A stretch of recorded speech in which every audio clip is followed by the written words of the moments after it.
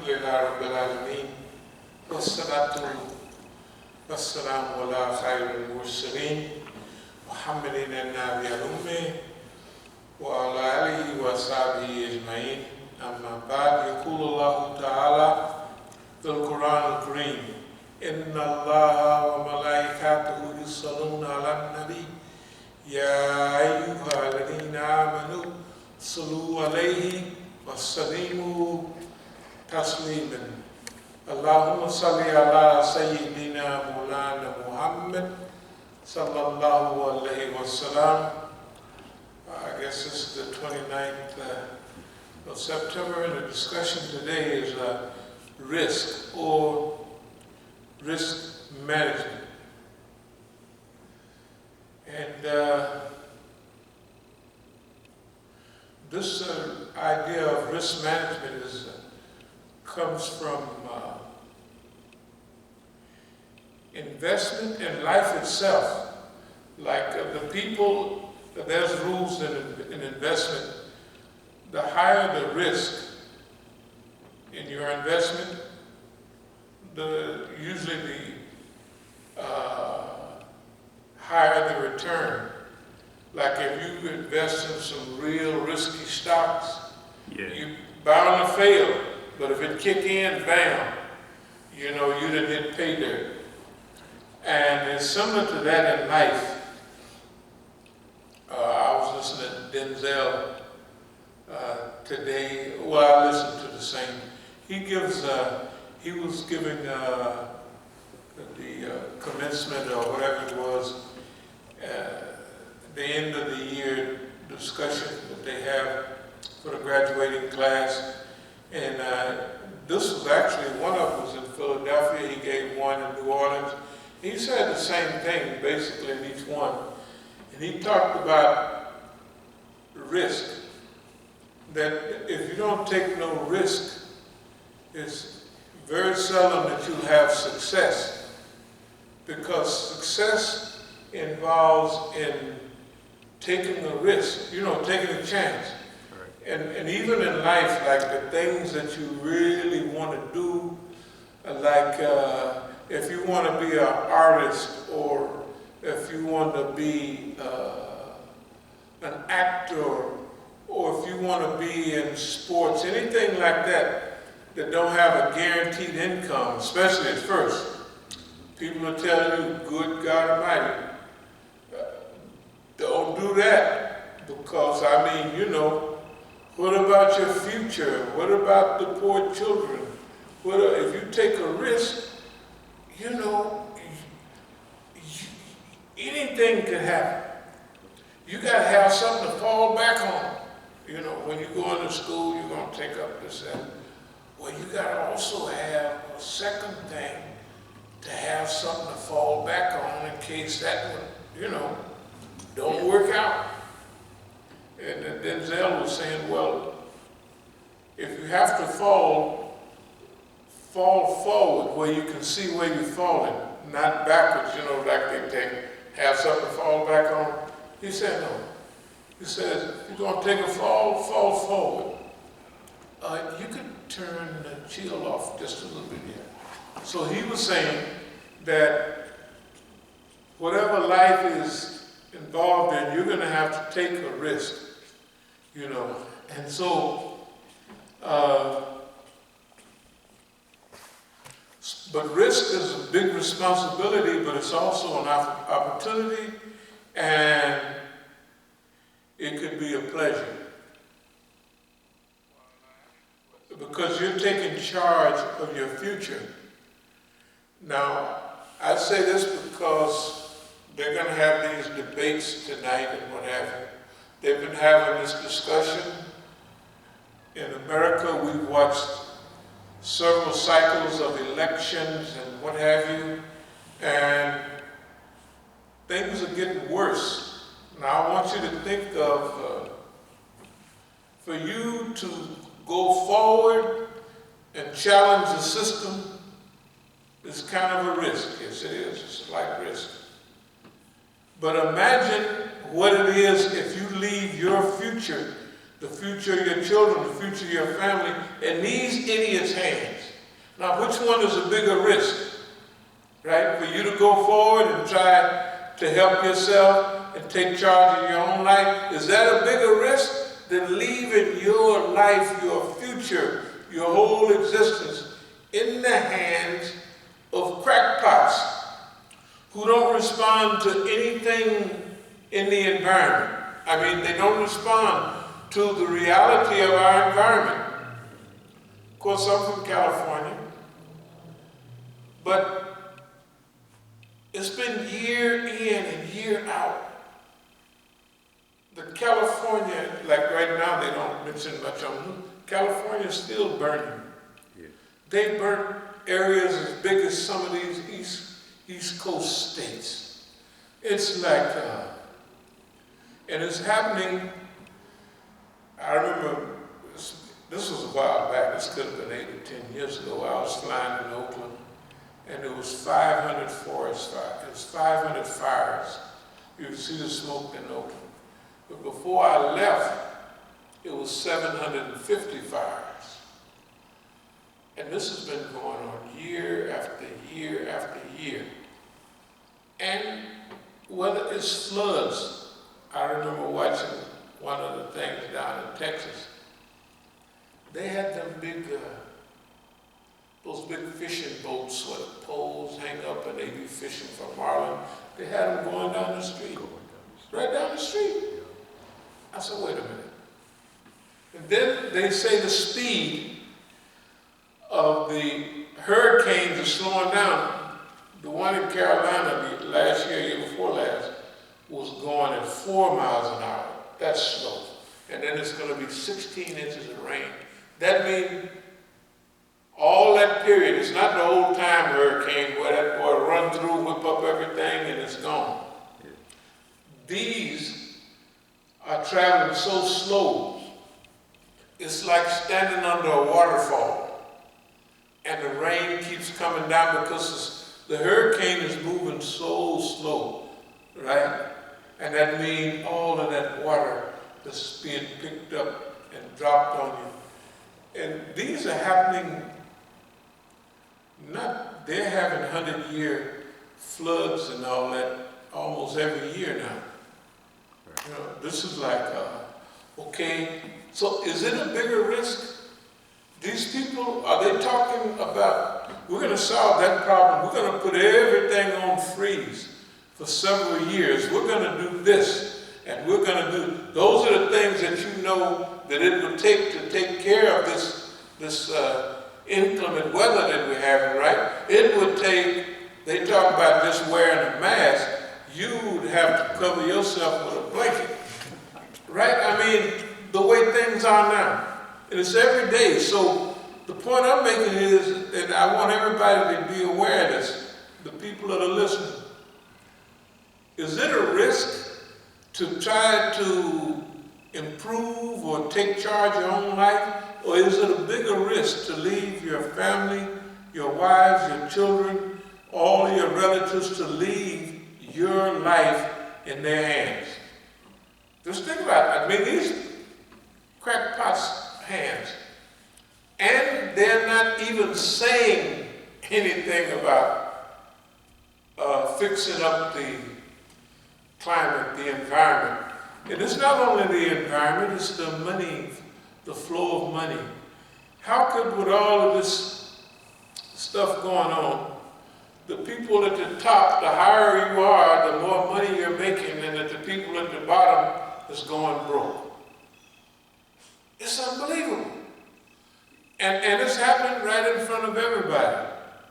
So in some cases, that could be considered very bad, and in some cases, it could be considered very good. When we look at the world situation now, it's like going to the movies and they have, my kids used to watch Power Rangers, then they had Avengers, they had Captain America, all these superheroes, that some bad guy, the Joker or somebody, you know, I don't know. Imagine the world is the Joker and his homeboys is ruling the world. Think about it. And you need these superheroes to come and fix it up. That's the way it is. It's not like that crackpots. You could say the Joker. I mean, not only Don looked like the Joker, but he act like the Joker. I mean, he always, no, you can see it's everything. It's ridiculous. It's like the people, they kind of know what they're saying, but in a way they don't, because they're saying we need superheroes to fix the world. They don't apply that with this right here. They apply it to an illusion. That world on the movie screen, that world on the movie screen is right here.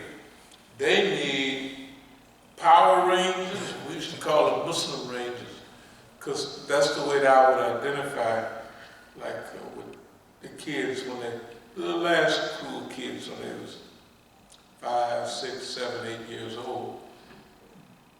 They loved Power Rangers, and every time the big old guy that was messing up everything, then the Power Ranger would come, and he'd have to morph up and get real big enough to whoop the other guy. And that was the same scenario. It happened every week. So I used to tell them, no, we're Muslim Rangers. That's what our job is swell up big enough to take care of boss man. But anyway, the situation that we're living in demands or calls for a global solution. Now, about this taking a risk and risk management, I don't know, y'all may not be old enough. I thank Allah for being born at a certain time. And one of the brothers from Masjid in Oakland was helping with one of the electricity. He did electricity in one of our buildings out there. And he was saying, he was older like I was. He was saying, see, you came at a time when you got part of the old, you know what I mean, but you got part of the new also. When he was talking about the old, he was talking about, remember when we used to put cardboard in our shoe, when you wore a hole in your shoe? Well, most modern people, they don't have one pair of shoes. The poor kids got 20 pairs of shoes. Well, let's say 5. Everybody got some. I just don't understand why the kids always want shoes. Let me get another pair of shoes there. I said, but you haven't worn those but 3 times. I mean, just, okay, knock yourself out. Everybody else has them in there. I said, knock yourself out. Don't make me no difference. Just get 100 pair, which they do. They have them everywhere. We didn't have that. We got 1 pair of shoes. When we got new school clothes in September, we got 1 pair of shoes, and that pair of shoes was expected to last the whole year. Of course, we were the lucky ones. We was out in California and kind of wealthy.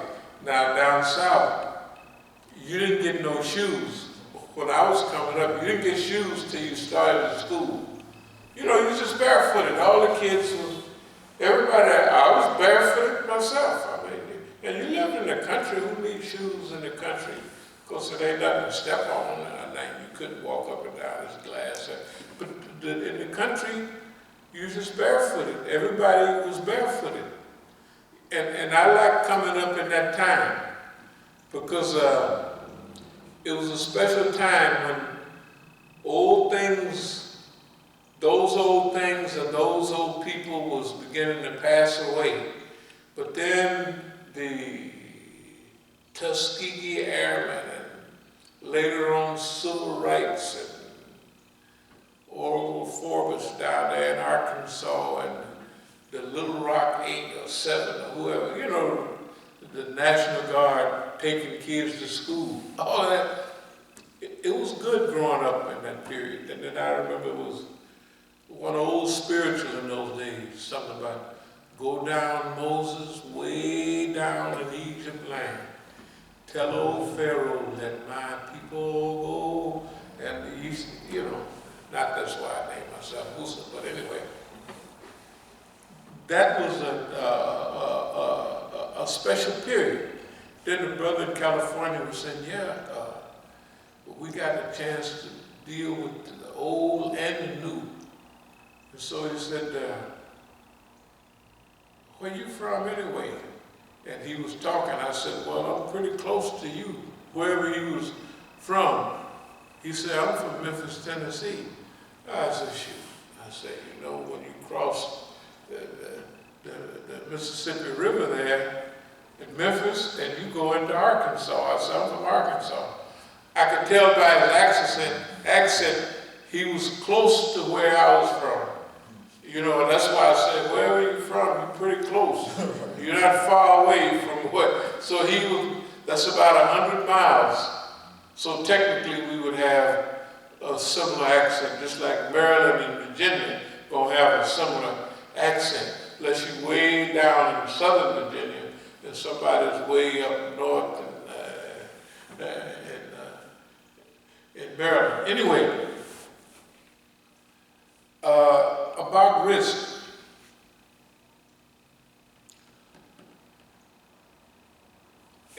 Sometimes if you take your life, say like, well, something that happened to me was in 1966, the government thought that, well, living that type of lifestyle, coming home from prison. Now, remember, at that time, I didn't know that you would get on the list that fast. So when I was in the joint, I joined, you know, the Nation. Yeah, I was a lieutenant in the Nation. I came home. When I came home in 65, I was going to the temple over in San Francisco. And in fact, Bernard Kushner was the minister there. And in 66, he left and he went to Phoenix with Elijah Muhammad, because Elijah Muhammad was kind of had asthma or something. Yeah, so he went out to the desert for his health. Bernard Kushner he left San Francisco and he went there with him. Bernard Kushner wrote This Is the One, Our Savior Has Arrived, all of those books about Elijah Muhammad. He was a smart guy, you know, so now I didn't know, I used to hear the ministers talk. Yeah, the FBI gonna come by and talk to you, they gonna do this. And I thought, well, maybe that's about 65, in the early 66. Henry Majid was a minister then. I used to hear that, but I didn't think that the government was that, you know, gonna be paying much attention. I thought maybe they was making up a little. It wasn't making it up at all. It was all really true. Now imagine, so I'm going to the temple, and you know, in our neighborhood, they have little neighborhood leaders. So I was 21, so I got out of the pen, I was 20 years old. I had a good job, you know, working in a factory, box company, making a middle class wage, you know, $2.50, $3, about $3 an hour or something in those days. And that young, you don't have a lot of responsibility. It was, you know, livable. So anyway, the government came, because we used to, now you got to imagine, I come out of prison, and I didn't eat no meat or nothing with meat in it. Now, we knew about not eating pork, but when I was in the pen, if they had 100 pounds of ground beef supposed to go in the big spaghetti and meatballs, they would pack 5 pounds in there just so we would know it and we wouldn't eat it. Or, you know, whatever, just to give us a little psychological trouble. So I developed a habit of, well, I'm not eating pork, because I stopped eating pork in 63, but in 64, I stopped eating all meat and anything with meat in it. And I still the same way now. And so when I came home, imagine in the nation, you don't drink, you don't smoke, you don't do none of that stuff. And I'm telling you, it was so serious that when I come home, people didn't even know what in the world well, what do you do, man? Because see, when I left, I was drinking and all that like all the other youngsters. So anyway, so being a little leader, lifting weights, and we getting together every day after work, they looked at it as a possibility of a little game, like, or they look for who? They look for potential leaders. Okay, so that's the way they looked at me. So those two friends of mine that came to me and borrowed $200 from me and paid me $200 back right away, but they gave me a big batch of marijuana. So-called for, there's enough marijuana to already packaged up for me to make $500. Now $500, same as $10,000 now. Yeah, that's a lot of money then. So I said, well, I didn't smoke weed, I didn't do nothing with it. But I said, well, I'll sell it, you know. They made big fat packages. If you get 3 matchboxes in a half a can, they put 4 matchboxes, you know. So they was fat. And I kept that policy all the time, that same policy. I always give everybody more than what they pay for and at a cheaper price. So that's how I got rich, just having that policy. Oh, here it is. So anyway, what happened was I sold this stuff, and all of a sudden, I said, well, I'll do this for a while, make a lot of money, then I'll quit. I said, man, when I make me $3,000, I'm going to quit. The only problem with that is it didn't take me but 2-3 weeks to make $3,000. So I said, well, might as well keep rolling. The point is that they did the marijuana thing for me, on me, and my friends were participating to divert me away from the movement. Remember 1966, the Black Panther Party is formed in Oakland, and Oakland is a town, it's kind of like DC.